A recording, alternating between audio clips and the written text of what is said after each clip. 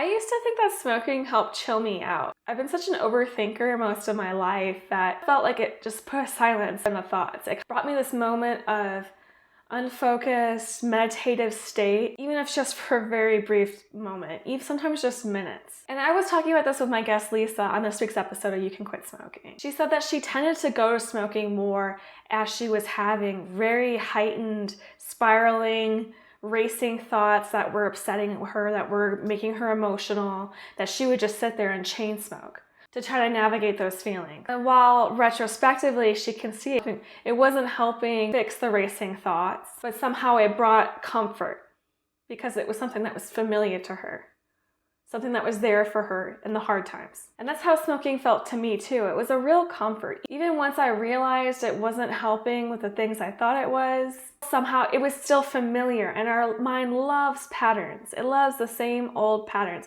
So the more you associate smoking with certain things, when I'm upset, I smoke, there's some relief, there's some kind of understanding where the mind feels in control. I don't know how to deal with this feeling, but I know that I smoke. It can be a really ingrained behavior that's so hard to break, but it's not really helping deal with the emotion, face them head on and work through them. It's just kind of like making the mind happy with this little distraction for a minute. And that's why smoking can hold us back so much, because it keeps us stagnant. It keeps us in a pattern that's really not doing much for us other than just like, okay, this is familiar and nice. And once we break that pattern, we do something uncomfortable, we do something new. It can actually improve our lives in so many ways that are unimaginable until you get to the other side, really. Lisa talks about some of those changes, the things that she was able to regain, the new knowledge, the new self-understanding, the new resilience and empowerment that she came into from quitting. It's very difficult initially, but the rewards are so incredible. And Lisa had a really neat balance that she explains in her story between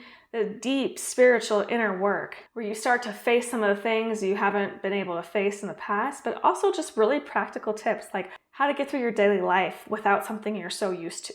So check out the podcast. Lisa really puts her heart out there and shares her experience vulnerably. It's a lot of truth and honesty. It's really encouraging to hear other people's stories and how they found their own way with it, because it's not just me, it's not just Lisa. You can quit smoking too. So check out the podcast. I'll see you there.